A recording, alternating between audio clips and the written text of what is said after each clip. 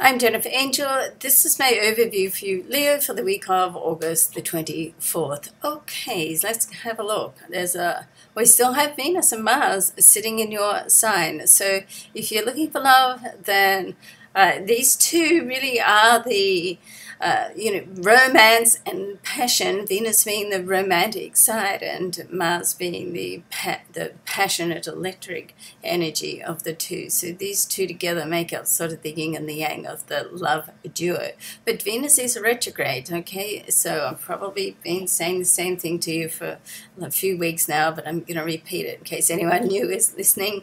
With the Venus retrograde, people from the past can come back into your life. There's a couple of things that can happen. Or if you're in a relationship, you can revisit past issues. It's very important that you look at it and deal with them, because if you've got some cracks in your relationship, then Venus retrograde can provide the energy to sort of pull it apart.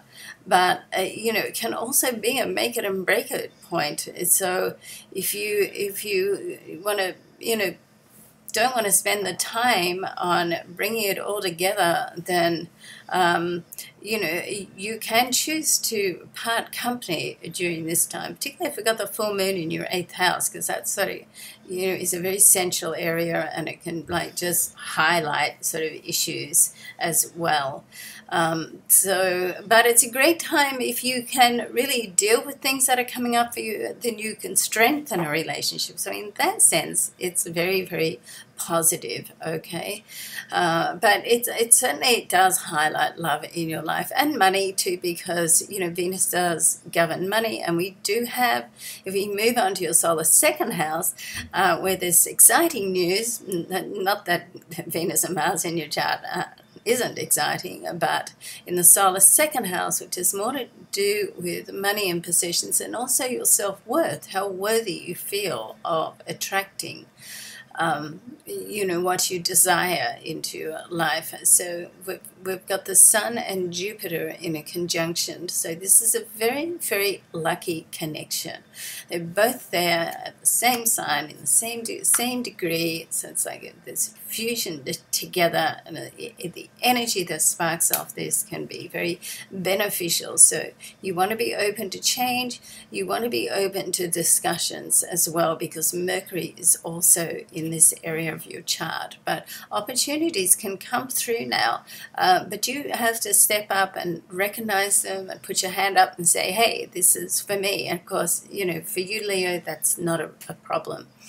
On the same day, we do have Mercury in a favorable connection with Saturn. Now, I like this because anything to do with Saturn, particularly if it's favorably aspected, really makes it solid. And Saturn sits in your area of your home, your family, your domestic scene. So there could be a monetary decision that also affects them, and so there's a discussion that goes on there, okay? But as I said, all great stuff. And then Mercury will move into your solar 3rd house, Mercury being the planet of communication, 3rd house being the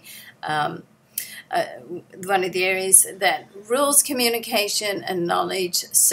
And it's a very creative area as well, so some things can come out of that too. So all in all, it's a very interesting week. So let's see what happens, because there's the prospects of some things really falling into place for you this week, Leo. So just, be on your toes, watch out for opportunities, and, then be quick to sort of stand up and take them as yours, all right? And, of course, if it's something that's happening, it's also going to affect the family, then, just clue them in as well.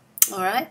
Now, I have a favor to ask you. I'm trying to build my subscription base at the moment, and I would, if you've been watching me for a while or just come on board and like my videos, I'd really appreciate if you could help spread the word by just pushing those social network buttons, the Facebook and the Twitter buttons. That would be great. Okay. Thanks so much. See you next week. Bye for now.